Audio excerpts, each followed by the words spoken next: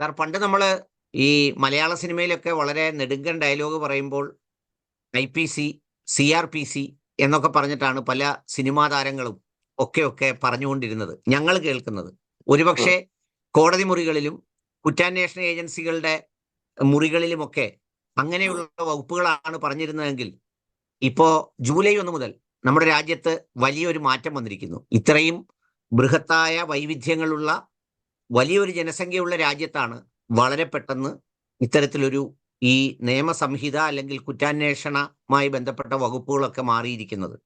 ഒരു ന്യായാധിപൻ എന്നുള്ള നിലയിലും ദീർഘകാലം അഭിഭാഷകനായിരുന്ന ഒരാളെന്നുള്ള നിലയിലുമൊക്കെ സാറ് ഈ മാറ്റത്തെ എങ്ങനെ നോക്കിക്കാണുന്നു? ഈ മാറ്റം ഗുണപരമാണോ, വെല്ലുവിളിയാണോ, അല്ലെങ്കിൽ ഇതൊരു ഒരു ഒരു ഒരു അപകടകരമായ സ്ഥിതിയാണോ?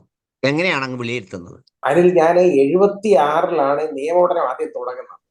ഉം, അത് കഴിഞ്ഞ് അത് പഠനം പൂർത്തിയായി 17 വർഷം, അതായത് LLM ഒക്കെ എടുത്തു 17 വർഷം ഞാൻ അഭിഭാഷകനായിരുന്നു. ഉം, അതിനുശേഷം 23 വർഷം ജഡ്ജിയായിരുന്നു. അപ്പോൾ ഉം. 76 മുതലൊന്ന് കണക്ക് കൂട്ടി നോക്കിയാൽ എനിക്ക് 58 വർഷമായി ഞാൻ ഈ ഇടപാടുമായിട്ട് തുടങ്ങിയിട്ട്.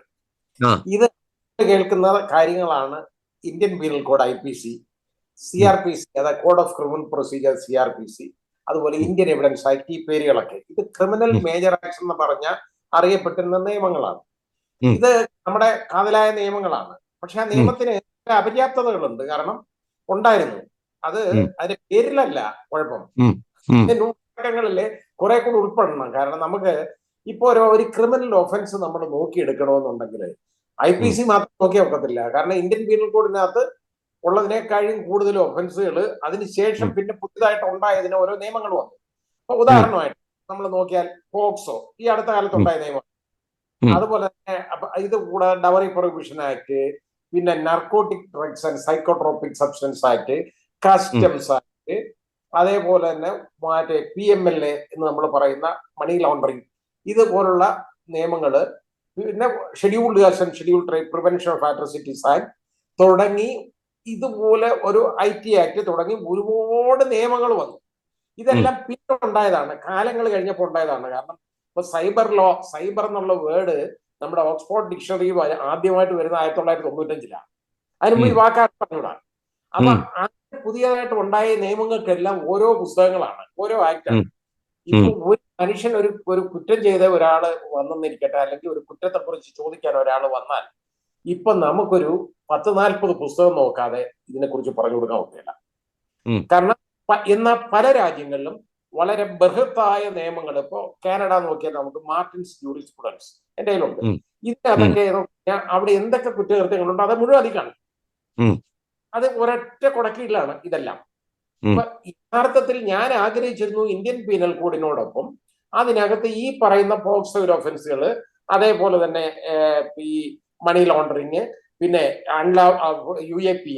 UAP നമ്മൾ പറയുന്നില്ലേ, അൺലാഫുൾ ആക്ടിവിറ്റീസ് പ്രിവെൻഷൻ ആക്ട് എന്ന് പറയുന്ന സാധനം, ഉം, ഇങ്ങനെയുള്ള ഇതെല്ലാം scheduled tribe prevention of atrocities act, ഇതെല്ലാം ഇതിൽ ഉൾപ്പെട്ടിരുന്നെങ്കിൽ വളരെ കോംപ്രിഹെൻസീവ് ആണ്. അത് എടുത്ത് നോക്കിക്കഴിഞ്ഞാൽ അത് എവിടാണെന്നുള്ളത് കണ്ടുപിടിക്കാം. അതിന് ഓരോ ചാപ്റ്റർ കൊടുത്ത് ഇതെല്ലാം ഇതിൽ ഉൾപ്പെടുത്താമായിരുന്നു. ഇതുപോലെ നമ്മൾ 4000 പുസ്തകം പരതേണ്ട കാര്യമില്ല. ഇപ്പോ ഇത് ഇങ്ങനെ അമെന്റ്മെന്റ് എന്ന് പറഞ്ഞ് ഇവർ കൊണ്ടുവരുന്നു. പക്ഷെ ഈ പറഞ്ഞ പ്രയോജനങ്ങളൊന്നും ഇതിനകത്തില്ല. അതാണ് ഇല്ല. ഏറ്റവും വലിയ ഒരു കാര്യം, കുഴപ്പം. ഉം, പിന്നെ അടുത്തായിട്ട് ഞാൻ ഇതിനെ കുറിച്ച് കാണുന്നതെന്ന് പറഞ്ഞു കഴിഞ്ഞാൽ, ഇപ്പൊ ഇതിങ്ങനെ പറഞ്ഞു പഠിച്ചു, ഇതിന്റെ സെക്ഷൻസ് എല്ലാം അങ്ങോട്ടും ഇങ്ങോട്ടും ഒന്ന് മാറ്റി.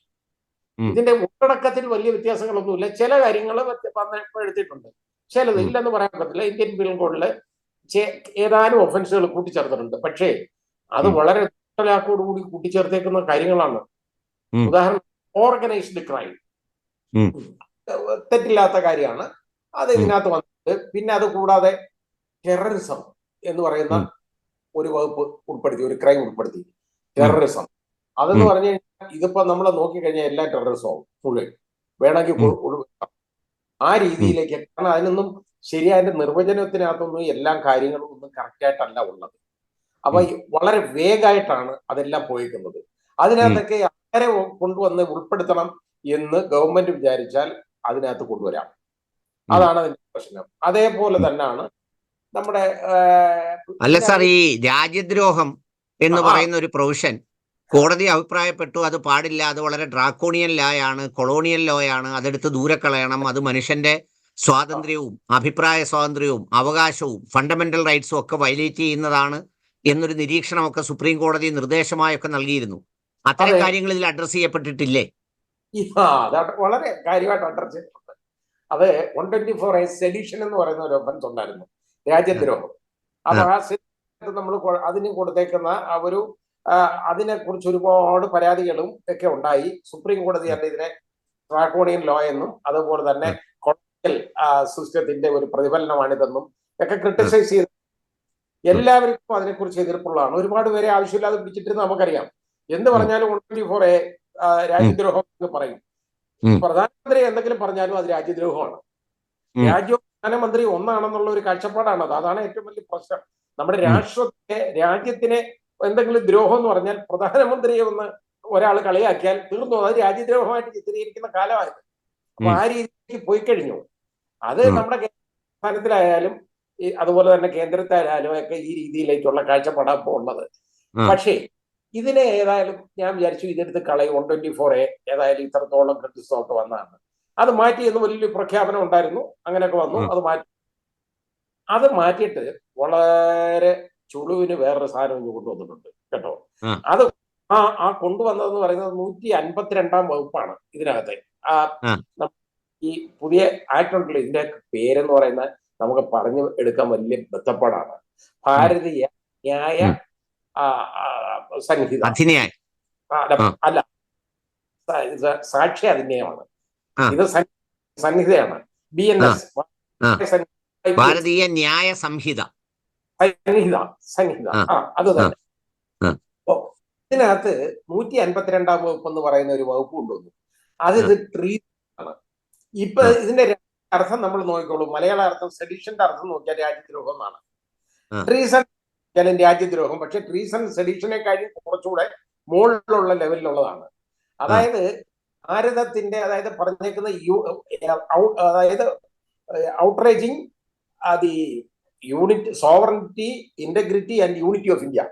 എനി ആക്ട്, ഏതെങ്കിലും ഒരു പ്രവൃത്തി ഭാരതത്തിന്റെ അഖണ്ഡതയ്ക്കോ അതുപോലെ തന്നെ അതിന്റെ പരമാധികാരത്തിനോ അതിന്റെ ഐക്യത്തിനോ എതിരായിട്ട് വരുന്ന ഏത് ആക്ട് ഉണ്ടെങ്കിലും, ഏത് ആക്ട്, ഏത് പ്രവൃത്തി ബൈ വേർഡ് ആയാലും മതിയല്ലോ, ഉണ്ടെന്നുണ്ടെങ്കിൽ അത് ട്രീസൺ എന്ന് പറയുന്ന വലിയ ഒഫൻസ് ആണ്. നോൺ ബെയിലബിൾ ആണ്. എനിക്ക് എത്ര നാൾ ആ രീതിയിലുള്ള ഒരു ഒഫൻസ് ഇതിനകത്ത് കൊണ്ടുവന്നിട്ടുണ്ട്. അപ്പോ 124A മാറ്റി എന്നുള്ളത് ശരിയാണ്, കൊളോണിയൽ ആണ്. ഇത് കൊളോണിയൽ അല്ല. ഈ വാക്കുകൾ സെഡിഷനും ട്രീസണും ഒക്കെ പറയുന്നത് എവിടെന്നറിയോ? ഇതെല്ലാം രാജാധികാരം ഉണ്ടായിരുന്ന സമയത്ത്, രാജാക്കന്മാര് ഭരിക്കുന്ന ഒരു സമയത്തുണ്ടായ സിസ്റ്റമാണ് ഇതെല്ലാം. സെഡിഷൻ അതുപോലെ ട്രീസൺ എന്നൊക്കെ പറയുന്ന ഒഫൻസുകൾ അങ്ങനെയുള്ളിടത്തേ ഉള്ളൂ, വേറെ എങ്ങും ഇല്ല. ട്രീസൺ ഇത് നമ്മുടെ ഇന്ത്യൻ പീനൽ കോഡ് വരാൻ കാരണം അന്ന് ബ്രിട്ടീഷുകാർ ഭരിക്കുകയാണ്. 1860 വന്ന തന്നെ ഇന്ത്യൻ പീനൽ കോഡ്. അത് വരുമ്പോ രാജഭരണമാണ് ഇവിടെ. അതായത് ബ്രിട്ടീഷ് പ്രധാനമന്ത്രി രാജ്ഞിയുടെ കീഴിലാണ് നമ്മള് എല്ലാം അന്തരീക്ഷം വന്നത്. അപ്പൊ ആ കൊളോണിയലിൽ നിന്ന് അതങ്ങ് മാറ്റി, എന്നിട്ട് അടുത്ത കൊളോണിയൽ ഇച്ചിലൂടെ കട്ടിയുള്ളത് കൊണ്ടുവന്ന് ഇതിനകത്ത് കയറ്റി വെച്ചു. അതാണ് ട്രീസൺ. അപ്പൊ ഇങ്ങനെ ഒരു പരിപാടി, ഇത് വളരെ സൗകര്യമായിട്ട് ചെയ്തേക്കുന്ന ഒരു പണിയാണ്. ഇതുപോലെ അപ്പൊ ഇതിനകത്ത് ഇപ്പൊ സാറ് പറഞ്ഞതുപോലെയാണെങ്കിൽ ഏത് പ്രസംഗവും, ഏത് പ്രവൃത്തിയും, ഏത് ഫേസ്ബുക്ക് പോസ്റ്റും, ഏത് തരത്തിലുള്ള സംഗതിയും ഈ പറഞ്ഞതുപോലെ അങ്ങനെ വ്യാഖ്യാനിച്ചത് അഖണ്ഡതയ്ക്കും ഐക്യത്തിനും എതിരാണെന്ന് വരുത്തിയാൽ ഈ രാജ്യദ്രോഹത്തിലേക്ക് തന്നെ അങ്ങ് പോവില്ലേ? വരുത്തൊന്നും വേണ്ട, അവര് പറഞ്ഞാൽ മതി വന്നെന്ന്. അത് മതി, വന്നു. ഇത് നമ്മളിപ്പോ എന്ത് ശരി, അത് ഇപ്പൊ രാജ്യദ്രോഹമാണ് ഇത്, കാരണം ഇത് ട്രീസൺ ആണ്, നമ്മുടെ ഭാരതത്തിന്റെ അഖണ്ഡതയ്ക്കും എതിരായിട്ടുള്ള ഒരു കാര്യമാണ് എന്ന് പറഞ്ഞു കഴിഞ്ഞാൽ പറഞ്ഞതാണ്. അവരങ്ങ് പറയും. ആ സിദ്ദീഖ് മാതിരി തന്നെ ബാക്കി ഇനി ആളുകൾ ഒരുപാട് പേര്, മാധ്യമപ്രവർത്തകരെല്ലാം ഇതിന് കിടക്കേണ്ടതായിട്ട് വരും. ഇത് നമ്മുടെ രാജ്യത്തെ എല്ലാ മാധ്യമങ്ങളെയും, അതായത് സോഷ്യൽ മീഡിയ ഉൾപ്പെടെ എല്ലാ മാധ്യമങ്ങളുടെയും വായടയ്ക്കാൻ കൊണ്ടുവന്നേക്കുന്ന വകുപ്പാണ് എന്നുള്ളതിന് ഒരു സംശയം വേണ്ട. ഇത് സത്യത്തില് ഇങ്ങനെ ഒരു വകുപ്പ് നീ കൊണ്ടുവരുന്നതെന്ന് പറയുന്നത് സുപ്രീം കോടതിയുടെ വിധിയുടെയും കാഴ്ചപ്പാടിന്റെയും ഒക്കെ വലിയ ലംഘനമാണ്. ഇനി ഇതിനകത്തൊരു ജുഡീഷ്യൽ റിവ്യൂ വേണം എന്നുണ്ടെങ്കിൽ, ഒരു ജുഡീഷ്യറിയുടെ ഒരു ഒപ്പീനിയൻ വേണമെന്നുണ്ടെങ്കിൽ നമ്മൾ എത്ര വർഷം കാത്തിരുന്നാൽ പറ്റും? അതാണ് പ്രശ്നം. ഏതെങ്കിലും ഒരു കേസിന്റെ മെറിറ്റിലോ അല്ലെങ്കിൽ അതിന്റെ ചർച്ചയിലോ ആയിരിക്കും ഇതിന്റെ ഒരു റിവ്യൂ വരിക. അങ്ങനെ വന്നാലേ പറ്റുള്ളൂ, അല്ലാതെ അത് എളുപ്പമൊന്നുമുള്ളതല്ല. പിന്നെ ഇതിനിടയിൽ സാർ വേറൊരു ആക്ഷേപം ഉള്ളത്, ഈ നിയമം നടപ്പിലാക്കുന്നതിലൂടെ അല്ലെ ഇങ്ങനെ ചെയ്യുമ്പോഴത്തേക്ക് ഒരു പോലീസ് രാജ് ശൈലിയിലേക്ക് കാര്യങ്ങൾ പോകുന്നു. ഇപ്പോൾ ഉദാഹരണത്തിന് റിമാൻഡ് കസ്റ്റഡി എന്ന് പറയുന്നത് പണ്ടൊരു ക്രൈമിന്റെ ആദ്യത്തെ 15 ദിവസം എന്നുള്ള നിലയിലാണെങ്കിൽ അതിന്റെ പീരീഡ് ഇപ്പൊ മാക്സിമം ഇപ്പൊ അതിന്റെ പീരീഡ് എക്സ്റ്റെൻഡ് ചെയ്ത് അത് പ്രയോഗിക്കാവുന്ന സമയം ദീർഘിപ്പിച്ചു കൊടുത്തിട്ടുണ്ട് എന്നുള്ളത് കൊണ്ട് ഏത് സമയത്തും ഇടയ്ക്കിടയ്ക്ക് വിട്ടുപിടിക്കുക എന്ന് പറയുന്ന ഒരു പരിപാടി ഉണ്ടല്ലോ. 4 ദിവസത്തേക്ക് എടുത്ത് വിട്ടു, വീണ്ടും വേണേ കസ്റ്റഡി വെക്കാം എന്ന തരത്തിലേക്കുള്ള സ്വാതന്ത്ര്യം. എന്നിട്ട് അതിന് പറഞ്ഞത് മൊത്തം 15 ദിവസം കൊടുത്തിട്ടുള്ളൂ, അല്ലാതെ ഇല്ല എന്നുള്ളതാണ്. അപ്പൊ പോലീസിന് ഒരാൾ ദിവസം കൊണ്ടുപോയി അവനെ കൊണ്ടുപോയി അവിടെ കേട്ട് ആദ്യത്തെ ദിവസം അടിക്കുകയല്ല കാര്യം. സർട്ടിഫിക്കറ്റ് വേണം, അതും വാങ്ങിച്ചോണ്ട് പോയി കഴിഞ്ഞാൽ അന്നേരം അടിക്കും. എല്ലാം കഴിഞ്ഞിട്ട് പിന്നെ 3-ാം ദിവസം ഹാജരാക്കുമ്പോൾ മെഡിക്കൽ സർട്ടിഫിക്കറ്റ് മതി. അപ്പൊ ഈ 2 ദിവസം കൊണ്ട് പാടുമായിട്ടുള്ള ഇടി ഒക്കെ തോർത്തുമൊക്കെ പൊതിഞ്ഞിടിക്കും. ഇതെല്ലാം ഇടി കൊടുത്ത് കൊണ്ടുവന്നിട്ട് ഹാജരാക്കും.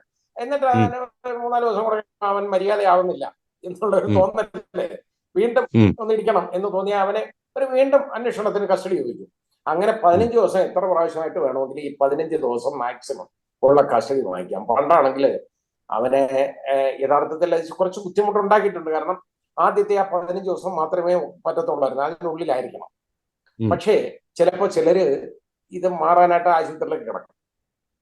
ആശുപത്രിയിലൊക്കെ കിടന്നു കഴിഞ്ഞാൽ പിന്നെ ഇതിന്റെ ഇൻവെസ്റ്റിഗേഷൻ ഇങ്ങനെ പോയിക്കൊണ്ടിരിക്കും. ഈ 15 ദിവസം കഴിഞ്ഞായിരിക്കും ആശുപത്രിയിൽ നിന്ന് ഇറങ്ങുന്നത്. അതോടുകൂടി പിന്നെ അവനെ ക്വസ്റ്റ്യൻ ചെയ്യണമെങ്കിൽ രണ്ടാമതൊരു ക്രൈം രജിസ്റ്റർ ചെയ്തിട്ട് ഇവർ കള്ളത്തരം കാണിച്ച് അവനെ കസ്റ്റഡി വാങ്ങിക്കണം. അങ്ങനെ ചെയ്യേണ്ട ഒരു ഗതികേടായിരുന്നു. പക്ഷെ അത് മാറിയിട്ട് ഇപ്പൊ പക്ഷെ എന്നാലും ഇതിനൊരു കാലം വെക്കണ്ടേ, ഒരു പരിധി ഇല്ലാതെ ഇത് എന്ന് വരെ വേണമെന്നുണ്ടെങ്കിലും ഇതൊക്കും എന്നുള്ള സ്ഥിതി വരുമ്പോ ഒരു പോലീസിന് കൊടുക്കുന്ന അമിതമായ അധികാരമാണ്. അതുപോലെ അറസ്റ്റും ഈ കസ്റ്റഡിയൊക്കെ അറസ്റ്റിനെ സംബന്ധിച്ചിടത്തോളം ഒക്കെ ഉള്ളത് അതൊക്കെ കുറച്ച് ബുദ്ധിമുട്ടുകൾ ഉണ്ടാക്കുന്ന കാര്യങ്ങൾ ഇത് എഴുതി ചേർത്ത് വെച്ചിട്ടുണ്ട്. പക്ഷെ ശരിയായ ഞാൻ പറഞ്ഞിട്ട് ചില കാര്യങ്ങൾ വെറും ബാലിശമായ കാര്യങ്ങൾ ചെയ്തിട്ടുണ്ട്. ഉദാഹരണമായിട്ട് ഹൗസ് ബൈ നൈറ്റ് എന്ന് പറയുന്ന ഒരു ഒഫൻസ് ഉണ്ടായിരുന്നു. അതിപ്പോഴും 103 ഹൗസ് ബ്രേക്കിംഗ് ബൈ നൈറ്റ്, അതായത് എന്ന് പറയുന്ന ഒരു ഒഫൻസ്. ഞാൻ സ്പീഡിനായി പോവും, ഇത് പറഞ്ഞു പറഞ്ഞ നല്ല പരിചയമുള്ളതുകൊണ്ട് ഓർക്കാതെ പറഞ്ഞു പോകുന്നത്. അപ്പൊ ബൈ നൈറ്റ് എന്നുള്ളത് അത് മാറ്റിയിട്ട് നൈറ്റ് എന്ന് മാറ്റിയിട്ട് house breaking after sunset and prior to and before sunrise എന്നാക്കി. എന്ന് പറഞ്ഞാൽ ഇവിടെ ആർക്കാർക്ക് ഈ രാത്രി എന്ന് പറഞ്ഞാൽ എന്തോന്ന് അറിയാൻ വയ്യ, നൈറ്റ്. അതുകൊണ്ടാണ് കൊണ്ടുവന്നേക്കുന്നത്, നമ്മുടെ തലച്ചോറുള്ളമാരില്ല എന്നുള്ളത് കാണിക്കുകയാണ് ഈ ചെയ്തത്. അപ്പൊ ഈ രീതിയിൽ ഒരു കാര്യമുള്ളതല്ല ആ അമെന്റ്മെന്റ്, വല്ല പ്രയോജനമുണ്ടോ? പിന്നെ ഇന്ത്യൻ പീനൽ കോഡിൽ ആദ്യം കൊടുത്തേക്കുന്ന ഡെഫിനിഷൻസ് എന്നൊക്കെ പറയുന്നത് ഓരോ സെക്ഷൻ വൈസ് ആയിട്ടാ ഓരോ ഡെഫിനിഷൻ കൊടുത്തിരുന്നത്. അതെല്ലാം കൂടെ മാറ്റിയിട്ട് ഒരു സെക്ഷൻ ആക്കി. അപ്പോ ഇത് മുഴുവൻ എല്ലാം കൂടെ കൊഴിഞ്ഞു മറിഞ്ഞ് ഒരിടത്ത് കൊണ്ടുവന്നപ്പോഴത്തേക്ക് കുറെ വകുപ്പുകൾ അങ്ങ് ഇല്ലാതായി. അങ്ങനെ ഇത് പുസ്തകം അങ്ങ് ചെറുതാക്കിയെന്നുള്ള രീതിയിലാണ് ഇപ്പോ ഒന്നും ചെറുതാക്കിയിട്ടില്ല, അതെല്ലാം അതിനകത്ത് തന്നെ ഉണ്ട്. പിന്നെ വ്യത്യാസം വരുത്തിയേക്കുന്നതെന്ന് പറഞ്ഞു കഴിഞ്ഞാല് ഇത് പറയുമ്പോൾ വേറൊരു വിഷയമുള്ളതേ സാർ, ഇതിന്റെ ഒരു അവതരണ വേളയിൽ നിയമപരമായി ചൂണ്ടിക്കാണിക്കപ്പെട്ട ഒരു കാര്യം, ഇത് ഈ ജൂലൈ 1-നാണ് നിലവിൽ വരുന്നത്, അല്ലെ 30-ന് അർദ്ധരാത്രി മുതൽ നിലവിൽ വരുന്നു. അതിനു മുമ്പുള്ള ക്രൈമുകളൊക്കെ പഴയ IPC CRPC ആ സിസ്റ്റപ്രകാരമാണ് വിചാരണ ചെയ്യേണ്ടതും ക്രൈം ഇടേണ്ടതും ഒക്കെ. ഇത് കോടതി മുറിയിൽ വാദങ്ങളും വിചാരണയുമായി വരുമ്പോൾ ഈ രണ്ട് പറയുന്ന ഈ പുതിയ ന്യായ സംഹിതയും ഇതുമായി ബന്ധപ്പെട്ട ഈ വാദിക്കുന്നതിലും വിധിക്കുന്നതിലും അന്വേഷണത്തിലുമൊക്കെ ഒരുപാട് അവ്യക്തതകൾ വരില്ലേ കുറെ നാളത്തേക്കെങ്കിലും? ഈ പഴയ ഒരു 10-25 വർഷത്തേക്ക് ഇത് കുഴപ്പമാണ്, അവിയലായിട്ട്. കാരണം ഒരു ക്രിമിനൽ കേസ് അതാ സുപ്രീം കോടതി പോയി അത് ഫൈനലൈസ് ചെയ്ത് വരാൻ നമ്മുടെ രാജ്യത്ത് എടുക്കുന്ന സമയം എന്ന് പറയുമ്പോൾ ആവറേജ് ഒരു 25 വർഷം എടുക്കും. ഈ ഇന്നലെ അതൊക്കെ മുമ്പ് ഉള്ള ദിവസങ്ങൾ വരെ വന്നേക്കുന്ന ക്രൈം എല്ലാം പഴയ നിയമം അനുസരിച്ച് തന്നെ പോകണം. അപ്പൊ പഴയ ഇന്ത്യൻ പീനൽ കോഡ് നമ്മുടെ കോടതിയിൽ ഏതായാലും ഒരു 10-25 വർഷത്തേക്ക് ചർച്ച ചെയ്യപ്പെടും. പഴയ എവിഡൻസ് ആക്ട് ചർച്ച ചെയ്യപ്പെടും, അതേപോലെ തന്നെ പഴയ CRPC ചർച്ച ചെയ്യപ്പെടും. ഇത് മാറ്റാനും നോക്കത്തില്ല. ഇത് എന്തിനിങ്ങനെ ചെയ്തു വെച്ചു എന്നുള്ളത് എനിക്ക് അറിയാൻ വയ്യാത്ത ഒരു കാര്യമാണ്. അതുകൊണ്ട് എന്തിനു വേണ്ടി ഇത് കൊണ്ടുവന്നു എന്ന് ചോദിച്ചാൽ ഇതിന്റെ പേര് മാറ്റുക എന്നുള്ളതാണ് മെയിൻ ഉദ്ദേശം. ഉം. ആയിരുന്നു. പിന്നെ ഇതിനകത്ത് ഉം. അതേപോലെ തന്നെ ചില രാഷ്ട്രീയ പ്രസ്ഥാനങ്ങൾക്കും ചില സംഘടനകൾക്കും ഒക്കെ വേണ്ടി ചില കാര്യങ്ങൾ ചെയ്തിട്ടുണ്ട്. ഉദാഹരണമായിട്ട് നമുക്ക് 153 ക്യാപിറ്റൽ എ എന്ന് പറയുന്ന, അതായത് ഡബിൾ എ എന്ന് ആ. പറയുന്ന ഒരു അതായത് ഒരു ഏതെങ്കിലും ആൾക്കാർ കൂടി ചേർന്നിട്ട് ഒരു ഉം. ഡ്രില്ല് ഉം. ട്രെയിനിങ് ഉം. ഓർ സെഷൻ അതുപോലുള്ള ആ. അല്ല ഏതെങ്കിലും സമ്മേളനം നടത്തുക. ഉം. ഉം. അതിനകത്ത് ആയുധ സമേതരായിട്ട് അവരത് ചെയ്യുക. ഉം. വടിയായാലും മതി, അത് ആയുധമാണ്. ആ. ഇപ്പൊ ഇങ്ങനെയൊക്കെ ചെയ്യുന്നതാണെന്നുണ്ടെങ്കിൽ അത് പ്രൊഹിബിറ്റ് ചെയ്തിരുന്നതാണ്, അത് ഒഫൻസ് ആയിരുന്നു ഈ വകുപ്പ്. അത് അത് എടുത്ത് ക്ലാസിക്കായിട്ട് അതങ്ങ് മാറ്റി. കാരണം RSSന് ഈ ദണ്ടൊക്കെ ഉപയോഗിച്ചുകൊണ്ടുള്ള ട്രെയിനിങ് ഒക്കെ നടത്തണമെന്നുണ്ടെങ്കിൽ ഇത് ഉണ്ടായാൽ പറ്റിയല്ല. അതുകൊണ്ട് ഈ ഉപയോഗിക്കുന്നതൊക്കെ ഉള്ള വകുപ്പ് അധികം അങ്ങ് മാറ്റി, വളരെ ക്ലീനായിട്ട് അതങ്ങ് മാറ്റി. അപ്പൊ അതാണ് ഇത് കരുതി കൂട്ടി ചെയ്തേക്കുന്ന കാര്യമാണ്. ഞാൻ പറഞ്ഞില്ലേ, ഈ ട്രീസൺ, അത് സെഡീഷന് പകരം ട്രീസൺ കൊണ്ടുവന്നു. ഇതേപോലുള്ള വകുപ്പുകൾ ഇനിയിപ്പോ തെരുവുകളിലൊക്കെ ഇങ്ങനെ ആയുധം പ്രദർശിപ്പിച്ചുകൊണ്ട് എന്ത് ഡ്രില്ല് നടത്തിയാലും അതൊന്നും കുറ്റകരമല്ല. ഒന്നുമല്ല. പണ്ട് താണ്ട കണ്ടിട്ടില്ലേ, ചിലര് കൊടി പിടിക്കുന്നു, അല്ല ഒന്നാന്തരം മുട്ട മടിയുണ്ടല്ലോ, അതിനകത്താണ് ഈ കൊച്ചു കൊടി മേളിൽ കാണും. ഇത് പോലീസുകാരെയും കാണുന്നതിനെ അടിക്കാനാ ഈ കൊടി. അതുപോലെ അത് കൊണ്ടുപോകുന്നതിന് വരെ തടസ്സവും ബുദ്ധിമുട്ടുണ്ടായിരുന്നു. കാരണം അത് വെപ്പണാന്ന് പറഞ്ഞ പ്രശ്നമായിരുന്നു. പക്ഷെ ഇനി ആ പ്രശ്നമില്ല. കാരണം അത് കുഴപ്പമില്ല, ക്രിമിനൽ കുറ്റമല്ല. ഡ്രില്ല് നടത്താം, ആയുധമായിട്ട് വെച്ചുകൊണ്ട് ഡ്രില്ലൊക്കെ നടത്താം, ട്രെയിനിങ് നടത്താം, ഒരു കുഴപ്പമില്ല, ആ പ്രശ്നമില്ല. അതങ്ങ് മാറി. ശരി. അപ്പൊ പിന്നെ ഈ പുതിയ സംവിധാനം കൊണ്ടുവന്നതിൽ ചിലർ അവകാശപ്പെടുന്നത്, ഞാൻ എവിടെയൊക്കെ അവകാശപ്പെടുന്നതായി കണ്ടത്, ചില കേസുകളുടെ വിധി പ്രസ്താവമൊക്കെ സമയബന്ധിതമായി നടത്താൻ പിന്നെ ഈ വ്യവസ്ഥയിൽ നിർദ്ദേശിച്ചിട്ടുണ്ട്. അത്ര സമയത്തിനകം ഇത് വിധി പറയാൻ ഒരു ജഡ്ജിക്ക് മേൽ നിർബന്ധിതാവസ്ഥ ഉണ്ടാക്കുന്നത് കൊണ്ട് നീതി വളരെ വേഗത്തിൽ നടപ്പിലാകുന്ന ഒരു സ്ഥിതിവിശേഷം ഉണ്ടാവുമെന്നാണ് പറയുന്നത്. അതായത് അനിൽ, ഈ ഓരോ പുതിയതുണ്ടാകും നിയമം ഉണ്ടാകുമ്പോഴും അതിനകത്ത് ഒക്കെ തീരുമാനിക്കുന്നത് 6 മാസത്തിനകം വേണം കേട്ടോ, 6 മാസത്തിനകം അല്ലെങ്കിൽ 1 വർഷത്തിനകം തീരുമാനം എടുത്തിരിക്കണം എന്നെല്ലാം വരാറുണ്ട്. ഇതെല്ലാം ഒരുപാട് നിയമങ്ങളിൽ എഴുതി വെച്ചിട്ടുള്ളതാണ്. പക്ഷെ അതനുസരിച്ച് കോടതികൾ വിടില്ല, അതനുസരിച്ച് ന്യായാധിപന്മാരില്ല, അങ്ങനെയൊക്കെ വരുന്ന എണ്ണമൊന്നുമില്ല, ഇതിനു വേണ്ടി ആളുകളൊന്നുമില്ല. അങ്ങനെയാണ് ഈ കേസുകളൊക്കെ നീണ്ടു പോകുന്നത്. അല്ലാതെ ഇത് അങ്ങനെ കിടക്കുന്നൊന്നുമല്ല. ഇത് നീണ്ടു പോകുന്ന ഇതുകൊണ്ടാണ്. അതിന് ഇത് എഴുതിക്കൊണ്ട് യാതൊരു പ്രയോജനം ഉണ്ടാകത്തില്ല. എല്ലാത്തിലും നേരത്തെ എഴുതി വെച്ചിട്ടുണ്ട്, പണ്ടും ഉള്ളതാണ്, ഇതുപോലെ ഉള്ളതാണ്. അപ്പൊ അതുകൊണ്ട് ഇതിന് യാതൊരു പ്രത്യേകത ഉണ്ടാവാൻ പോകുന്നില്ല. ഇത് തീരത്തൊന്നുമില്ല. കേസ് തീരണമെങ്കിൽ ഒരു മർഡർ കേസ് തീർക്കണം. അതിപ്പോ പോലും അതിലെ സാക്ഷികളെ വിസ്തരിക്കണം, അതിന്റെ അന്വേഷണം നടത്തണം. ആ അന്വേഷണം എന്ന് പറയുന്നത് 90 ദിവസം തന്നെയാണ് ചാർജ് കൊടുക്കേണ്ടത്. 90 ദിവസത്തിനകം ചാർജ് ഇല്ലെങ്കിൽ അവന് ജാമ്യം കൊടുക്കണം. അതാണ് അതിന്റെ ജാമ്യം കൊടുക്കാതെ 90 ദിവസത്തിനകം ചാർജ് ഹാജരാക്കണം. ഒരു മർഡർ കൊലക്കേസാണ്. അതിന് തന്നെ ആളുകൾ ജാമ്യം കൊടുക്കാറുണ്ട്, വരാറുണ്ട്. കോടതിയോ ഒക്കെ അവർക്ക് ജാമ്യം കൊടുക്കാറുണ്ട്. അപ്പൊ അങ്ങനെയൊക്കെ വരുമ്പോ ഇത് പിന്നെ ചാർജ് കൊടുക്കാനൊക്കെ താമസിക്കും. പോലീസിന് അത്രത്തോളം, അല്ലെങ്കിൽ അത്രത്തോളം പോലീസിന്റെ സേന അത്രത്തോളം, അതായത് ഈ ഇൻവെസ്റ്റിഗേഷന് വേണ്ടിയുള്ള മെഷീനറി അത്രയും കൂടണം. അതൊന്നും വരും. CBI കേസ് എത്ര വർഷം കിടക്കും? ഇവരെ കീഴിൽ തന്നെ ആണല്ലോ CBI. എത്ര വർഷം കിടക്കും അന്വേഷണത്തില്? അതിനെന്താ കുറ്റം പറ്റും അവർക്ക്? കാരണം അവർക്ക് ഒരുപാട് കേസുകളുണ്ട്, അവർക്ക് അന്വേഷിക്കണം. ഓൾ ഇന്ത്യ ലെവലിൽ അന്വേഷിക്കണം. NIA കേസ് ഇങ്ങനെ കൊലൂല കിടക്കുന്നതല്ലേ, എന്ന് തീരും? അപ്പൊ ഇതൊന്നും തീരത്തൊന്നുമില്ല, എളുപ്പമൊന്നും അല്ല. ഇതിനകത്ത് ഞാൻ എവിടെയോ വായിച്ചത് ഓർക്കുന്നു സാർക്ക്, ഇന്ത്യയിൽ 10 ലക്ഷം ജനങ്ങൾക്ക് 21 ജഡ്ജിമാരാണ് അത്രേ ഉള്ളത്. അതെ, എണ്ണം വളരെ കുറവാണ്, വളരെ കുറവാണ് ഇവിടെ. അതായത് പോപ്പുലേഷൻ റേഷ്യോ അനുസരിച്ച് ജഡ്ജി എണ്ണം ഒരുപാട് കൂടേണ്ടതാണ്. ഇതൊന്നും കൂടിയാൽ മാത്രമേ ഇത് സമയബന്ധിതമായിട്ട് ഇതൊക്കെ തീർക്കാൻ പറ്റുള്ളൂ. അല്ലെങ്കിൽ അതുപോലെ കമ്മിറ്റ്മെന്റ് ഉള്ള ജഡ്ജസ് വേണം. എന്നാൽ പോലും ചെയ്യുന്ന ജോലി ഒരു പരിധിയുണ്ട്. ഞാൻ ധാരാളം ഭയങ്കരമായിട്ട് ജോലി ചെയ്തുകൊണ്ടിരുന്നവനാണ്. പക്ഷേ അതിനോടൊന്നും കാര്യമില്ല, നമ്മൾ എത്തത്തില്ല, എത്ര ഓടിയാലും എത്തത്തില്ല. പക്ഷെ നമ്മൾ ഒരുപാട് ചെയ്യാൻ പറ്റും, നന്നായിട്ട് അത് ചെയ്യാം. ഇത് ഇപ്പൊ സാർ ഈ പറഞ്ഞ ഇങ്ങനൊരു CRPC IPC എന്നൊക്കെ പറയുന്ന വളരെ ഗൗരവമായ ഒരു സംഗതിയിൽ വളരെ പെട്ടെന്ന് ഇങ്ങനെ സ്വിച്ച് ഓവർ ചെയ്യുന്ന ഒരു രീതി കഴിഞ്ഞ ദിവസം ആഭ്യന്തരമന്ത്രിയൊക്കെ പറയുന്നുണ്ടായിരുന്നു 4 മണിക്കൂറോളം വിശദമായി ചർച്ച ചെയ്തു ഈ വിഷയത്തെക്കുറിച്ച് പാർലമെന്റ് എന്നൊക്കെ പറയുന്നുണ്ടായിരുന്നു. യഥാർത്ഥത്തിൽ ആ ട്രാൻസിഷന്റെ ഒരു പ്രോസസ്സ് എത്രത്തോളം എഫക്റ്റീവ് ആയിരുന്നു എന്നാണ് സാറ് മനസ്സിലാക്കുന്നത്? അയ്യോ, ഒരു ചർച്ചയും ഇതിനകത്ത് വന്നിട്ടില്ല. കാരണം അത് ബില്ല് വന്നു. ആ ബില്ല് വന്നപ്പോൾ ആ ബില്ലിനെ കുറിച്ച് ഒരുപാട് ആക്ഷേപങ്ങളൊക്കെ വന്നു. അത് ഞാൻ തന്നെ മനോരമ പത്രത്തിലൊരു ഒരു ഒരു ഫുൾ പേജ് ആർട്ടിക്കിൾ ഉണ്ടായിരുന്നു, ഞാൻ തന്നെ കൊടുത്തതാണ്. അതുമെല്ലാം വന്നു. അതിനകത്തുള്ള പോരായ്മകളൊക്കെ ഞാൻ ചൂണ്ടിക്കാണിക്കുകയൊക്കെ ചെയ്തിട്ടുണ്ട്. അതിൽ കുറച്ചൊക്കെ മാറ്റിയിട്ടുണ്ട് കേട്ടോ. കുറച്ച് മാറ്റിയിട്ട് വീണ്ടും രണ്ടാമതൊരു കരട് കൊണ്ടുവന്നു. ആ ബില്ല് കൊണ്ടുവന്നിട്ട് പെട്ടെന്ന് ആ ബില്ല് പാസ്സാക്കി എടുക്കുകയാണ്. ആ ബില്ല് പാസ്സാക്കി 146 MP സസ്പെൻഡ് ചെയ്ത് വെളിയിൽ കളഞ്ഞിട്ടാണ് അത് ചെയ്തേക്കുന്നത്. പിന്നെ ആരായി ചർച്ച നടത്തുന്നത്?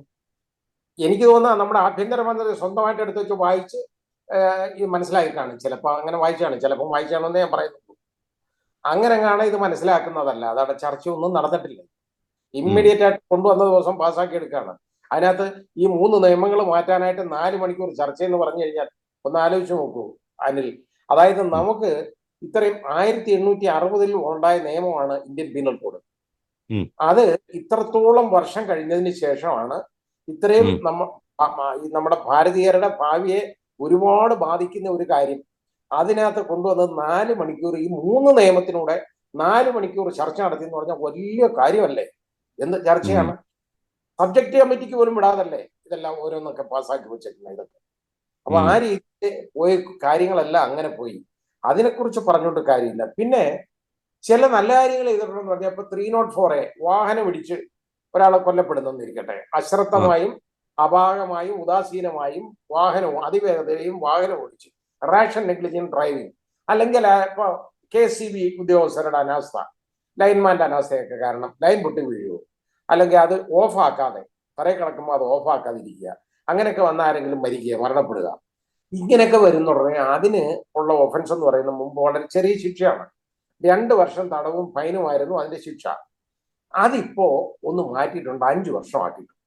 അത് നല്ലതാണ് യഥാർത്ഥത്തിൽ റാഷ് ഡ്രൈവിങ്ങിന്. മാത്രമല്ല, ഈ റാഷ് ഡ്രൈവിങ് മൂലം ഉണ്ടായി അയാളെ എന്നിട്ടത് ഒരാൾ മരണപ്പെടുന്നു, അത് പോലീസിൽ റിപ്പോർട്ട് ചെയ്യുന്നില്ല, അല്ലെ മജിസ്ട്രേറ്റിന്റെ അടുത്ത് റിപ്പോർട്ട് ചെയ്യുന്നില്ല, അല്ലാതെ ഇവൻ ഓടിക്കളഞ്ഞിരിക്കട്ടെ, ഈ ഡ്രൈവർ ഒളിച്ചോടി പോകല്ലേ ഇവന്മാർ അന്നേരം ഇറങ്ങി ഓടും, കാരണം നാട്ടുകാരെടുത്തിട്ട് പണിയില്ലെങ്കിൽ അതുണ്ടായി പോകുന്നത്, അല്ല വേറെ കാര്യമുണ്ടെന്ന്.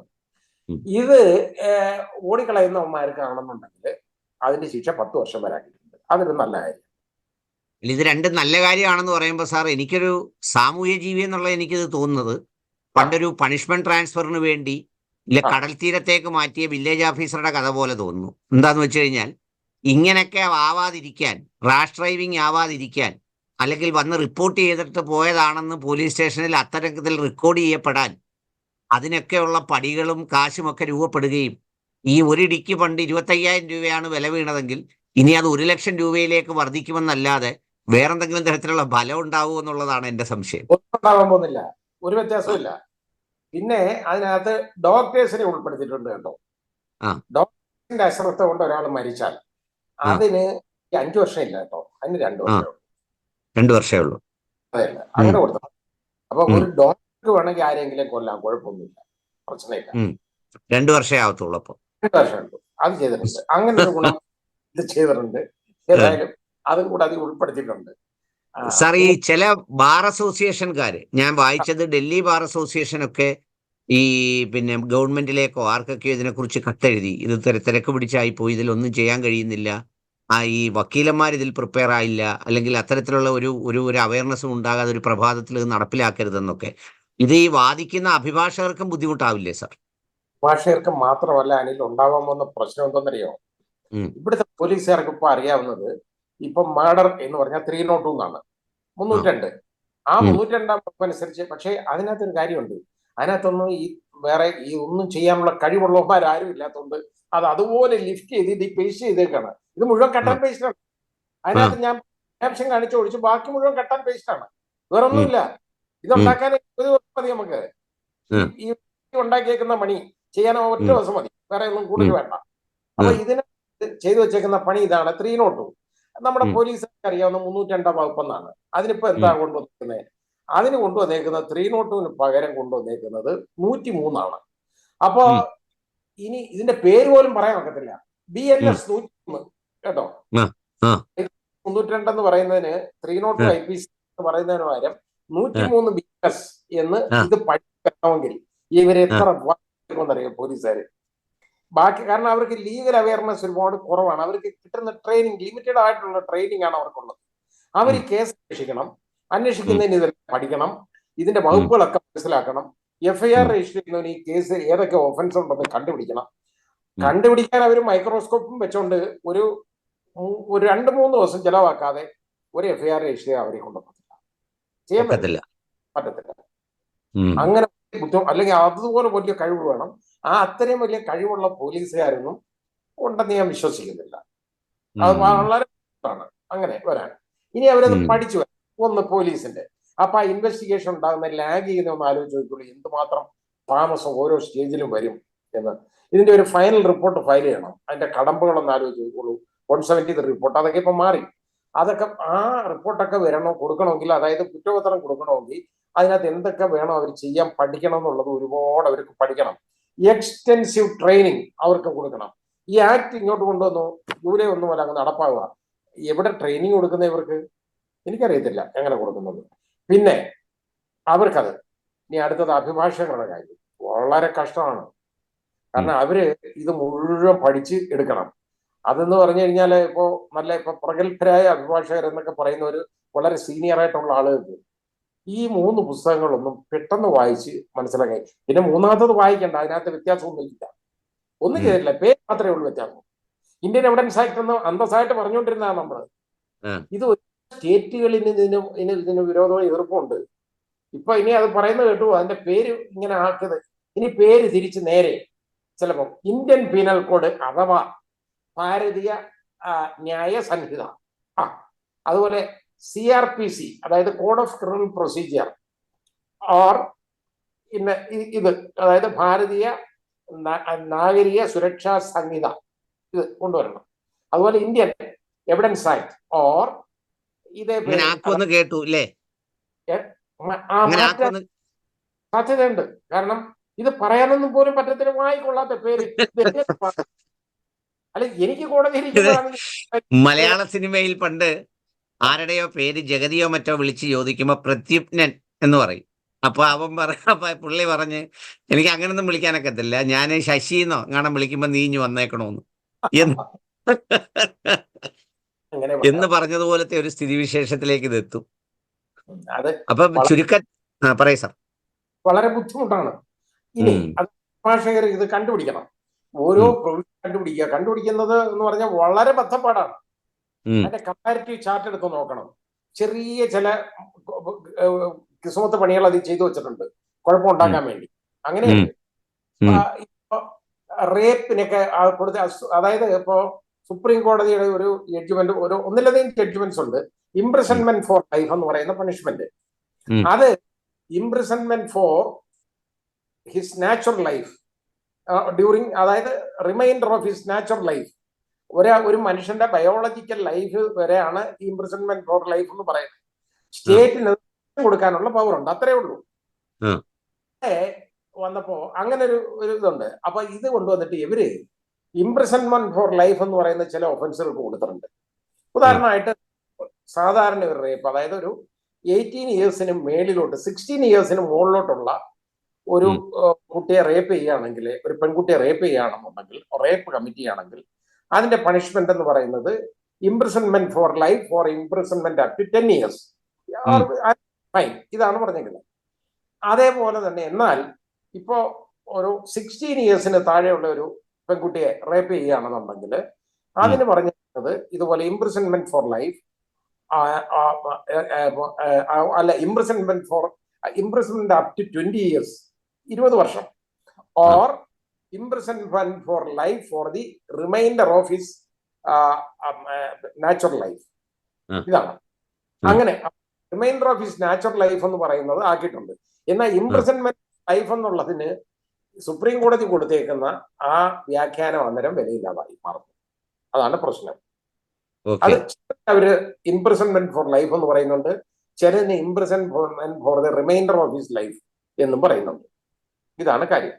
അത് വളരെ ശ്രദ്ധിച്ചാലേ മനസ്സിലാവുള്ളൂ. ഇതാരും നോട്ട് ചെയ്ത് കാണുമെന്ന് എനിക്ക് തോന്നുന്നില്ല. ഞാനിങ്ങനെ ക്രിട്ടിക്കലായിട്ട് നോക്കുന്നതുകൊണ്ട് അത് മാത്രം എന്റെ ശ്രദ്ധയിൽപ്പെട്ടതാണ്. സാർ ഇതേപോലുള്ള പിന്നൊരു കാര്യം എനിക്ക് ഇതിനകത്ത് തോന്നിയ ഒരു കാര്യം, ഇപ്പോഴൊക്കെ ഏത് കേസ് വന്നാലും അതിനകത്ത് പെട്ടെന്ന് തന്നെ ഒരു പ്രൊവിഷൻ ഈ സ്ത്രീയെ കയറി പിടിച്ചു അല്ലെങ്കിൽ എന്ന് പറയുന്ന ഒരു സാധനം ഈ പോലീസ് എഴുതുന്ന മൊഴിയിൽ എഴുതാറുണ്ട്, ഈ കേസ് മൂപ്പിക്കാൻ വേണ്ടി, ബലപ്പെടുത്താൻ വേണ്ടി. അതെ, ഇപ്പൊ ആ, നമ്മുടെ പുതിയ ന്യായ സംഹിതയിൽ ഈ ആ, പുരുഷ പീഡനവും പിന്നെ ഈ പണിഷ്മെന്റിന്റെ ഒഫൻസിൽ വന്നിട്ടുള്ളതായിട്ട് ഇങ്ങനെ കേട്ടു. അത് അത് എത്രത്തോളം ശരിയാണ്? അങ്ങനെ അത് നേരത്തെ വ്യത്യാസമൊന്നുമില്ല. നേരത്തെ ഉള്ള ആ 350 എന്ന് പറയുന്ന ആ വകുപ്പാണ്. ആ അത് വലിയ മോഡിഫിക്കേഷൻ ഒന്നുമില്ല. അത് അതുപോലെ ലിഫ്റ്റ് ചെയ്തിട്ട് ഇതിനകത്ത് നമുക്ക് കുറെ അതിനകത്ത് സ്റ്റാക്കിങ്, ഓയൂറിസം എന്നൊക്കെ പറയുന്നൊക്കെ ഉണ്ട്. ആ 350 വരുന്നതാണ്. ആ അതായത് ഈ ഒരു സ്ത്രീയുടെ മാന്യതയ്ക്ക് കളങ്കം വരുത്തുന്ന വിധത്തിൽ അവരെ ഉപദ്രവിക്കുന്ന പല കാര്യങ്ങളുണ്ട്. സെക്ഷൽ കോണ്ടാക്ട്സും ഒക്കെ തന്നെ അതിൽ ഇല്ല, വരുന്നത്. പുരുഷനുണ്ടോ? ഇപ്പൊ അത് പുരുഷന് നേരത്തെ ഉണ്ടായിരുന്നു ഇങ്ങനെ, പുരുഷനൊന്നുമില്ല. ഇത് ഇപ്പൊ സ്ത്രീയൊക്കെ വന്നിട്ടുണ്ടോ? ഇപ്പോഴും ഇല്ല. പുരുഷന്മാർക്ക് ഇപ്പോഴും ഇല്ല. ഇല്ല. അതാണ് ട്രാൻസ്ജെൻഡർ. ട്രാൻസ്ജെൻഡർ. അതായത് ഇപ്പൊ ജെൻഡർ എന്ന് പറയുന്നത് നമ്മൾ നേരത്തെ അത് വേണ്ടതാണ്. ഇപ്പൊ ജെൻഡർ എന്ന് പറയുന്നത് നമ്മൾ യഥാർത്ഥത്തിൽ പണ്ട് ആണും പെണ്ണും എന്നല്ലേ കണ്ടിട്ടുള്ളൂ. ആ അതായത് മെയിൽ ഓർ ഫീമെയിൽ. ഇപ്പൊ ആ അതിന്റെ കൂടെ ജെൻഡറും കൂടെ വന്നിട്ടുണ്ട്. അത് പരിഗണിച്ചിട്ടുണ്ട്. അതിനകത്ത് ഉം, ആ വ്യത്യാസം വരുത്തിയിട്ടുണ്ട്. അപ്പൊ ഉം, ഇതുപോലെ പോക്സോ ഓഫൻസിനും ഒക്കെ, അതായത് ഇനിയുള്ള കുഴപ്പമെന്ന് പറഞ്ഞാൽ കുറെ നിയമങ്ങൾ ആവശ്യമില്ലാത്തതാകും. ഉം, ഇതിനകത്ത് ടെററിസം കൊണ്ടുവന്നേക്കുമ്പോ UAPA കൂടെ വന്നു കഴിഞ്ഞാൽ ഒന്ന് ആലോചിച്ച് നോക്കിക്കോളൂ എന്താണെന്ന്. ഇതും പിടിച്ചിടാം, UAPA കൊണ്ടുവരാം. ഉം, വളരെ ബുദ്ധിമുട്ടുണ്ടാവും. ഒരുപാട്, അതായത് ഒരേ ഓഫൻസ് തന്നെ ഡബിൾ ആവും. ഉം. അങ്ങനെയൊക്കെ വരാം. അതുപോലുള്ള ഒരുപാട് ബുദ്ധിമുട്ടുകളുണ്ട്, ഒരുപാട് പോരായ്മകളുണ്ട്. ഇത് ഇത്ര തിരക്ക് പിടിച്ച് കൊണ്ടുവരേണ്ട ഒരു സാധനം അല്ലത്. സാർ, അത് ഇവോൾവ് ചെയ്ത ഒരു പ്രോസസ്സ് എന്തായിരുന്നു എന്നാ സാർ മനസ്സിലാക്കുന്നത്? ഏതെങ്കിലും ഈ സുപ്രീം കോടതി ജഡ്ജിമാരോ അല്ലെ സീനിയർ മുൻ ജഡ്ജിമാരോ ഒക്കെ വെച്ചിട്ട് അങ്ങനെ ഒരു റിവ്യൂ കമ്മിറ്റിയോ ഇത് കോൺസ്റ്റിറ്റ്യൂട്ട് ചെയ്യുന്ന ഒരു പ്രോസസ്സ് എന്തെങ്കിലും ഉണ്ടായിരുന്നോ? ഇതുമായിട്ട് വലിയ ബന്ധമൊന്നുമില്ലാത്ത ഒരു 3-4 പേരെ അങ്ങ് നിയമിച്ചിരുന്നു, ഒരു ഉം, കമ്മിറ്റി നേരത്തെ. ഉം, ആ ഉം. കമ്മിറ്റി ഒരു റിപ്പോർട്ട് അങ്ങ് കൊടുത്തു. ആ റിപ്പോർട്ടാണ്. പക്ഷെ അതാ ഞാൻ പറഞ്ഞ, ഇത് യഥാർത്ഥ ഒരു കമ്പ്യൂട്ടറിനകത്ത് കയറ്റി കഴിഞ്ഞാൽ കട്ട് ആൻഡ് പേസ്റ്റിന് നമുക്ക് ഒരു ദിവസം മതി. അത്രേ ഉള്ളൂ, അത്രേ ഉള്ളൂ. പിന്നെ ഇതിനകത്ത് ഈ കുരുത്തക്കേടുള്ള വകുപ്പ് എഴുതി വെച്ചേക്കുന്നത്, അതിന് മാത്രം അതുണ്ടാക്കിയെടുക്കാൻ ഒരു ഇച്ചിരി സമയം എടുക്കും. അതൊഴിച്ചാൽ ബാക്കി നമ്മൾ ഉദ്ദേശിക്കുന്ന ജോലിയൊന്നും ഇതിനകത്തില്ല. ഞാൻ ഇപ്പൊ പറഞ്ഞില്ലേ, ശരിക്കും ഒരു റിഫോർമേഷൻ ഉള്ള അല്ലെങ്കിൽ ഒരു ഇന്റഗ്രേഷൻ ഉള്ള ഒരു അവസരം ഉപയോഗിച്ചില്ല. വെറുതെ ഒരു പേരിന് ചില ടൈറ്റിൽസ് ഒക്കെ മാറ്റി ചില വകുപ്പുകൾ കൊണ്ടുവന്നു എന്നുള്ളതിനപ്പുറത്ത് കാര്യമായി ഒന്നും ചെയ്തിട്ടില്ലെന്നർത്ഥം. ഒന്നുമില്ല. പിന്നെ ഇതിനകത്ത് ഞാൻ പറഞ്ഞില്ലേ, നമ്മുടെ സിസ്റ്റം, നമ്മുടെ ഈ ക്രിമിനൽ ഈ കാലദൈർഘ്യമൊക്കെ കുറയ്ക്കാനുള്ള ഒരു നല്ല മാർഗം എന്ന് പറയുന്നത്, നമ്മൾ മാലിമത്ത് കമ്മിറ്റി റിപ്പോർട്ടൊക്കെ നേരത്തെ ഉണ്ടായിരുന്നു. ജസ്റ്റിസ് മാലിമത്ത് കമ്മിറ്റി റിപ്പോർട്ട് ഉണ്ട്. നല്ലതായിട്ട് പഠിച്ചിട്ട് ഒരു റിപ്പോർട്ട് കൊടുത്തിരുന്നു. ആ റിപ്പോർട്ട് വരുമ്പോഴത്തെ അവിടെ ഇരിക്കുകയാണ്. അത് ആ റിപ്പോർട്ടിനകത്ത് അദ്ദേഹം ഇൻക്വിസിറ്റോറിയൽ ട്രയൽ സിസ്റ്റത്തിലേക്ക് നമ്മൾ മാറുന്നതിനെ കുറിച്ചുള്ള ഒരു കാഴ്ചപ്പാടാണ് കൊണ്ടുവന്നിരുന്നത്. അതായത് പല കോണ്ടിനെന്റൽ കൺട്രീസും ഫോളോ ചെയ്യുന്ന സിസ്റ്റമാണത്. കാരണം അത് സത്യത്തിന് പറയാൻ വന്നത്, നീ എന്തൊക്കെ ചെയ്തു എന്ന് ആ പ്രതി എടുത്ത് ചോദിക്കും. അവനെ എഴുതി കൊടുക്കണം, ഒരു പത്രിക ഫയൽ ചെയ്യണം. ഞാൻ ഇന്നിടത്തൊക്കെ പോയി, പക്ഷെ ഞാൻ അവനെ കണ്ടെന്നുള്ളതല്ല, ഞാൻ അവനെ കൊന്നിട്ടില്ല എന്ന് പറഞ്ഞാൽ അതിന്റെ അർത്ഥം അവൻ അവിടെ പോയെന്നുള്ളത് പിന്നെ ഇവർക്ക് തെളിയിക്കണ്ട, എളുപ്പമുണ്ട്. ഇത് ഇവിടെ ആണെങ്കിൽ നമ്മൾ ട്രൂത്തിന് പുറകെ അല്ല, അവര് ട്രൂത്തിന് പുറകെയാണ്. സത്യം ഇവിടെ അതല്ല വേണ്ടതെന്ന് പറഞ്ഞാൽ, അതായത് തെളിവിന്റെ അടിസ്ഥാനത്തിൽ ബിയോണ്ട് റീസണബിൾ ഡൗട്ട് ആയിരിക്കണം ഇവിടെ. അതാ നോക്കുന്നത്. പ്രോസിക്യൂഷൻ തെളിവ് ഈ പ്രതിക്ക് അനങ്ങാതെ വന്ന് കൈയും കെട്ടിയിരിക്കാൻ വാ തുറക്കേണ്ട കാര്യമില്ല. അപ്പൊ പ്രതി എടുത്ത് കോടതി ചോദിക്കുക, നീ കുറ്റം ചെയ്തിട്ടുണ്ടെന്ന് ചോദിക്കുക, എനിക്ക് പറയാൻ മനസ്സില്ല എന്ന് പറഞ്ഞാലും അവന് ശിക്ഷിക്കാൻ ഒക്കത്തില്ല നമുക്ക്. കാരണം സിസ്റ്റം എന്ന് പറയുന്ന പ്രോസിക്യൂഷൻ തെളിയിക്കണം. അല്ല, ഇനി മർഡർ കേസിൽ അവൻ കൊന്നെന്ന് പറഞ്ഞിരിക്കുന്നു എന്ന് തെളിയിക്കണം പ്രോസിക്യൂഷൻ. അല്ലാതെ അവനെ കൊന്നെന്ന് പറഞ്ഞാൽ ഡയറക്റ്റ് ആയിട്ട് അങ്ങ് ശിക്ഷിക്കാൻ ഒക്കത്തില്ല. മറ്റേ സിസ്റ്റത്തിൽ അങ്ങനെ വേണ്ട. കൊല്ലുന്നവൻ സമ്മതിച്ചാൽ അവന് ശിക്ഷയാണ്. അവൻ പറയും, അല്ല, അത് ലോ തീരുമാനിക്കുന്നത് പിന്നാണ്, ജഡ്ജാണ്. അവൻ പറയും, ഇന്നതുപോലെ ഞാൻ കാരണം അയാൾ മരിച്ചു, എന്റെ കൈ കൊണ്ടാണ് അയാൾ മരിച്ചത് എന്ന് പറഞ്ഞാൽ അത് കൊലപാതകമാവോ അതോ culpable homicide not amounting to murder ആവോ എന്നുള്ളത് പിന്നെ കോടതി തീരുമാനിച്ചു. അതനുസരിച്ചുള്ള പണിഷ്മെന്റ് വരും. പക്ഷെ ഇവിടെ അങ്ങനില്ല. ഇവിടെ ഈ പ്രതി, ഇതിന്റെ ഞാൻ പറഞ്ഞില്ല, ഇത്രത്തോളം കേസുകളുള്ള നമ്മുടെ ഈ രാജ്യത്ത് അവിടെ ഇതുപോലെ ആ സിസ്റ്റം, നമുക്ക് ഈ അക്യൂസേറ്ററി സിസ്റ്റം കൊണ്ട്, അതായത് ഈ ട്രൂത്തിന് പുറകല്ലാതെ beyond reasonable doubt prosecution prove ചെയ്യണം എന്നുള്ളത് കൊണ്ട് നമുക്ക് നീങ്ങാൻ ഒക്കത്തില്ല മുമ്പോട്ട്. മറ്റേ സിസ്റ്റം വന്നിരുന്നെങ്കിൽ ഇവനൊരു പത്രിക എഴുതി ഫയൽ ചെയ്യണം, അതിനകത്ത് അവൻ പറയും ഇപ്പൊ മയക്കുമരുന്നിന്റെ കേസ് ഉണ്ട്, ഞാനുണ്ട്, അല്ലെ എന്റെ അവൻ പിടിക്കാൻ തന്നതാണ് ഈ സാധനം, ഞാൻ മോട്ടോർ സൈക്കിളിന്റെ പുറകെ ഇരുന്ന് അവന്റെ ബാഗ് പിടിച്ചതേ ഉള്ളൂ എന്ന് പറഞ്ഞാൽ ബാഗ് അവന്റെ കയ്യിലായിരുന്നു, എവന്റെ കയ്യിൽ നിന്ന് അത് എടുത്തു എന്നുള്ളതൊന്നും പിന്നെ തെളിയിക്കണ്ട. അവന് കോൺഷ്യസ് പൊസഷൻ ഉണ്ടോ എന്ന് മാത്രം നോക്കിയാൽ മതി. അത് നോക്കണമെന്നുണ്ടെങ്കിൽ ഈ ബാഗ് ആരുടേതായിരുന്നു, മറ്റവന്റെ ആണ് എന്നൊക്കെ ഉള്ളത് മനസ്സിലാക്കുകയാണെന്നുണ്ടെങ്കിൽ പിന്നെ അവന് ഉറപ്പായിട്ട് പറയാൻ മറ്റോ പിടിക്കാൻ കൊടുത്തതാണ്. ഈ പില്ലണിലിരുന്ന് ഒരുത്തനെ ചിലപ്പോൾ ചിലര് ഈ മോട്ടോർ സൈക്കിളിലൊക്കെ കൈ കാണിക്കുമല്ലോ, അന്നേരം മറ്റവൻ ഈ ബാഗ് അങ്ങോട്ട് കൈ കൊടുത്തിട്ട് പിടിച്ചോളാൻ പറയും, ഇവനെ പുറകെ കയറ്റിയിരുത്തും, മയക്കുമരുന്നായിരിക്കും. ഒരിക്കലും ആരുടെയും പുറകെ കയറി പോകരുത്, വലിയ അപകടമാണ്. ഇങ്ങനെ ഒരുപാട് പേരെ പിടിച്ചോണ്ട് പോയിട്ടുണ്ട്, എനിക്ക് അറിയാവുന്നതാണ് ഞാൻ പറഞ്ഞത്. ഗൾഫിലൊക്കെ പോകുന്ന ആളുകള് അപ്പൊ സാറ് പറയുന്നത് ശരിക്കും ജസ്റ്റിസ് മാളിമട്ട് കമ്മിറ്റി റിപ്പോർട്ട് നടത്തിയിരുന്നെങ്കിൽ നമ്മുടെ ഈ ജുഡീഷ്യൽ സിസ്റ്റത്തിലൊക്കെ ഒരുപാട് റിഫോർമേഷനും ഒരുപാട് എന്താ പറയുന്നത് ഈ കാലതാമസം ഞാൻ പറഞ്ഞില്ല, ഈ 10-25 വർഷം എന്നൊക്കെ ഉള്ളത്, അത് കുറച്ചൊരു 10 വർഷത്തിന് താഴെ കൊണ്ടുവരാൻ പറ്റുമായിരുന്നു, ഉറപ്പാണ്. പക്ഷെ അതൊന്നും ചെയ്തില്ല. അതൊന്നും ഇല്ലതീ, അതൊന്നും ഇല്ലാതെ ഉള്ള സാധനം എടുത്ത് അങ്ങോട്ട് തിരിച്ചു മറിച്ചു വിട്ട് അതിനകത്ത് ഡെഫിനിഷൻ എല്ലാം കൂടെ ഒന്നാക്കി അങ്ങനെയൊക്കെ വന്നപ്പോഴത്തേക്ക് കുറെ എണ്ണം മാറി, സെക്ഷൻ മുഴുവൻ മാറ്റി മറിച്ചു, എല്ലാം കൊണ്ടുവന്ന് നാശകോടാരിയാക്കി വെച്ചേക്കാണ്. അതാണ്. പിന്നെ ഇവർക്ക് ഈ ഉപദ്രവിക്കാൻ, ആളുകളെ ഉപദ്രവിക്കാനുള്ള മാർഗം ഇതിനകത്ത് നോക്കി വെച്ചിട്ടുണ്ട്. ഭരണകൂട ഭീകരതയ്ക്കുള്ള വലിയ മാർഗമാണ് ഇത് ചെയ്തു വെച്ചേക്കുന്നത്. അല്ലാതെ പിന്നെ ആകെപ്പാടെ പിന്നെ മോബ് ലിഞ്ചിങ് എന്ന് പറയുന്ന ഒരു കൊണ്ടുവന്നു. അപ്പൊ ഈ പശു ആൾക്കൂട്ട കൊലയൊക്കെ ഉണ്ടല്ലോ, അതൊക്കെ വന്നപ്പോ മോബ് ലിഞ്ചിങ്ങിന്റെ ഒരെണ്ണം കൊണ്ടുവന്നുണ്ട്. പക്ഷെ അത് പ്രത്യേകിച്ച് കൊണ്ടുവരേണ്ട കാര്യമില്ല. എന്താ കാര്യം എന്നറിയോ?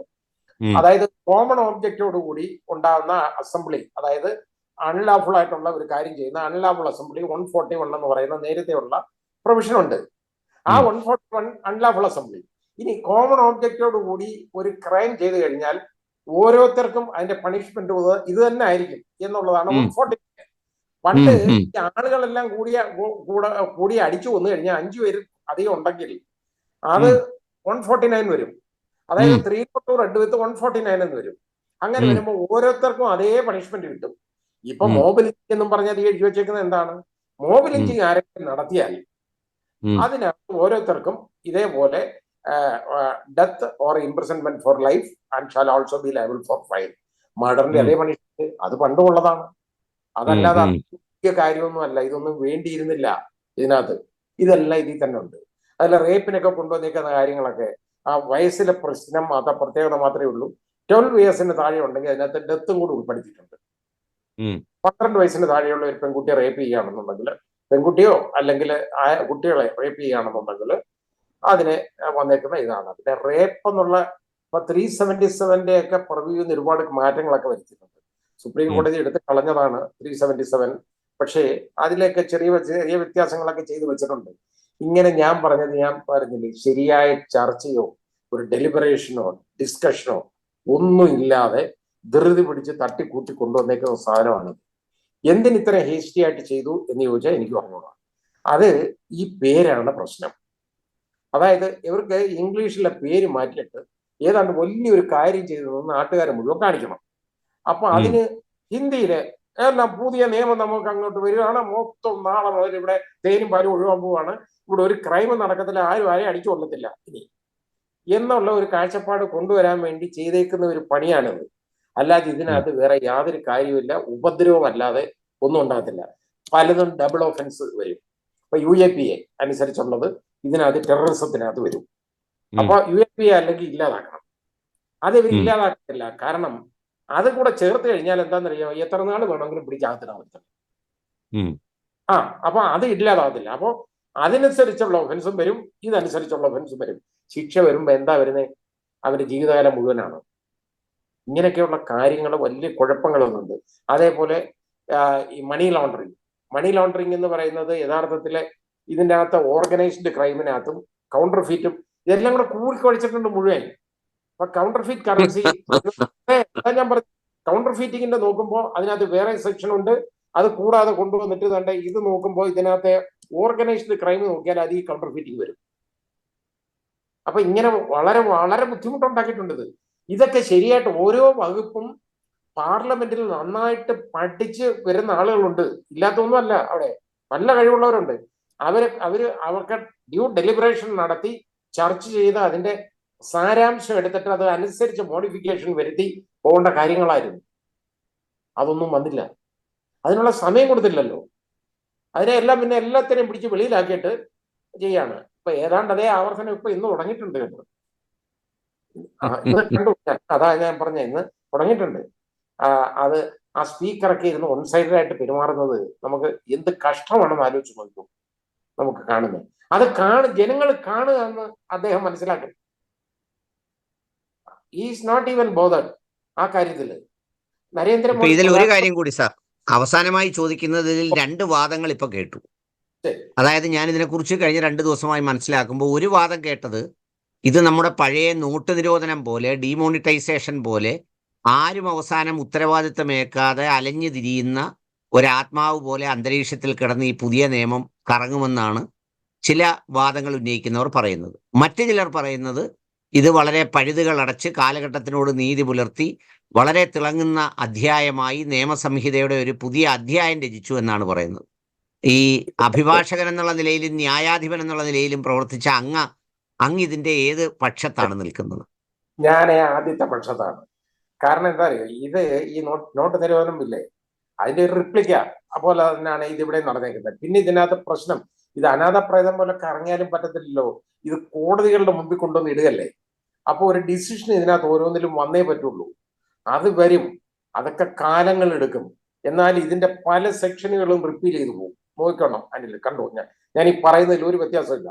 ഇപ്പൊ 303 എന്ന് പറയുന്ന ഒരു ഒഫൻസ് ഉണ്ടായിരുന്നു, സുപ്രീം കോടതി റിപ്പീൽ ചെയ്തതാണ് നേരത്തെ. കാരണം അത് ഒരു ജീവപര്യന്തം ശിക്ഷിക്കപ്പെട്ട് കിടക്കുന്ന ഒരു പ്രതി, അയാൾ അതിൽ കിടന്നുകൊണ്ട് ഒരു മർഡർ നടത്തുക ആ സമയത്ത്. അങ്ങനെ ആ ശിക്ഷയുടെ കാലയളവിൽ ഒരു മർഡർ നടത്തി കഴിഞ്ഞാൽ അതിന് ഡെത്ത് ആയിരുന്നു പെനാൽറ്റി. അപ്പോൾ ആ പൗരന്മാരെ രണ്ടായിട്ട് കാണുന്നു. അതായത് ഒരു ശിക്ഷിക്കപ്പെട്ട പ്രതിയും മനുഷ്യനായിട്ട് കാണുന്നില്ല. അത് തെറ്റാണെന്നുള്ള കാഴ്ചപ്പാടിലാണ് അത് റിപ്പീൽ ചെയ്തത്.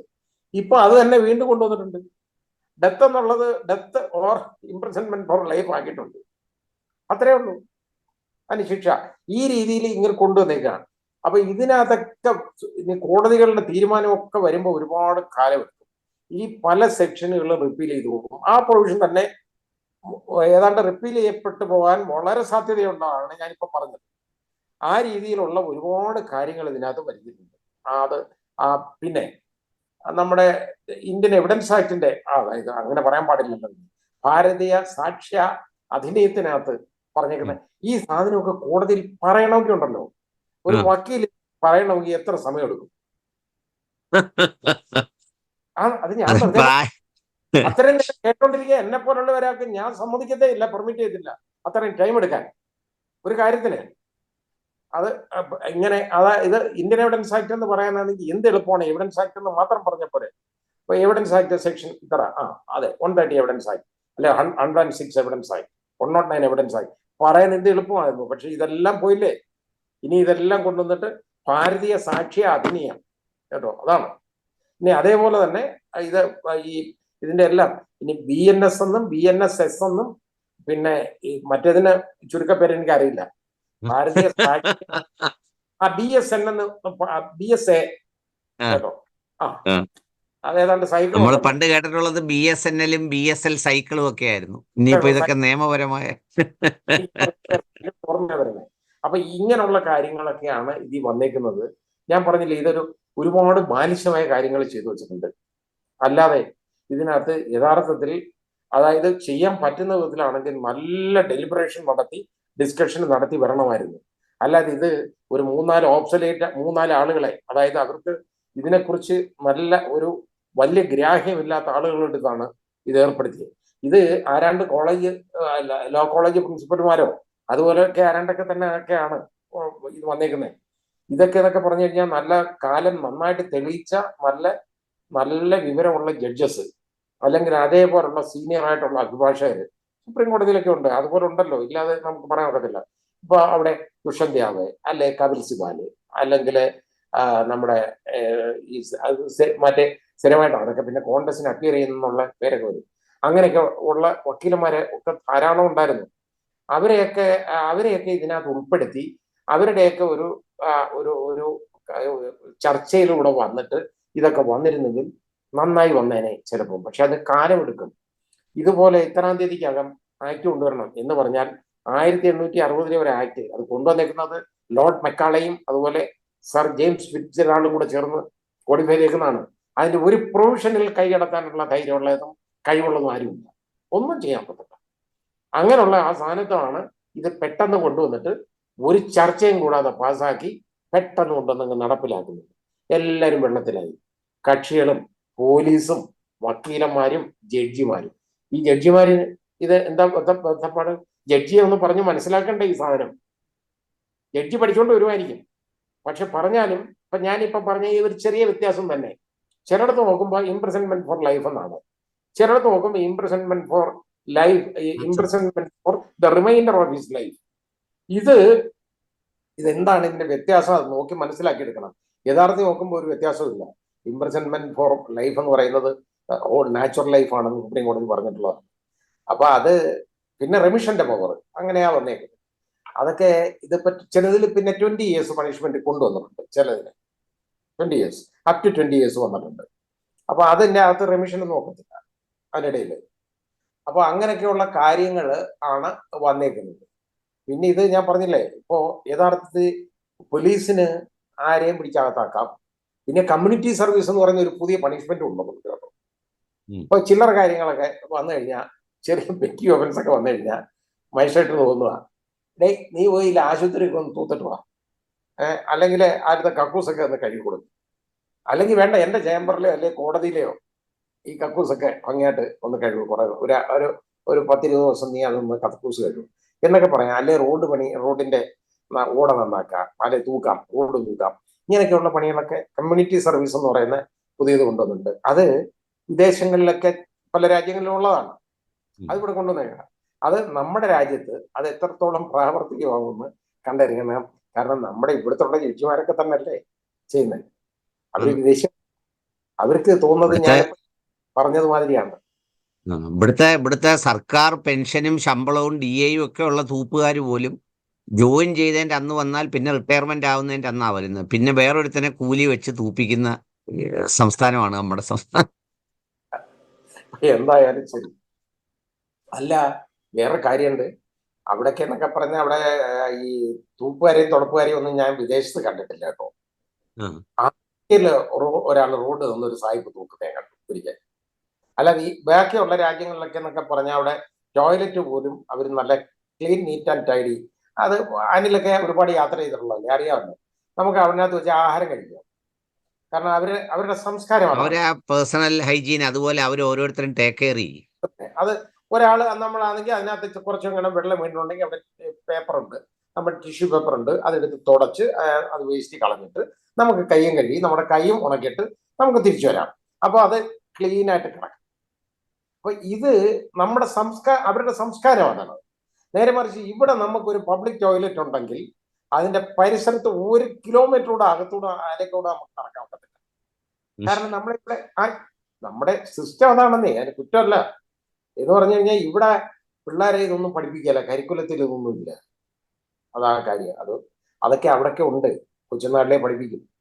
പിന്നെ ഇതേപോലെ വായിക്കൊള്ളാത്ത കുറെ പേരും ഇതിനകത്തൊക്കെ ഹിന്ദിയിൽ പേരിട്ട് കഴിഞ്ഞാൽ ഇവരുടെ പ്രശ്നത്തിന് പരിഹാരമാവും എന്നുള്ളൊരു ധാരണയായിരുന്നു. അപ്പൊ ഇലക്ഷൻ കഴിഞ്ഞതോടുകൂടി ഈ അനിൽ പറഞ്ഞ മാതിരി ഇല്ല, പഴയ നോട്ട് നിരോധനം മാതിരി ഇങ്ങനെ അനാഥ പ്രേതം മാതിരി ഇത് കുറെ നാൾ കിടന്ന് കാണുന്നത്. ഓക്കെ, അപ്പൊ സന്തോഷം സാർ. തിരക്കിനിടയിൽ സംസാരിച്ചതിന് ഒരുപാട് സന്തോഷം. Thank you.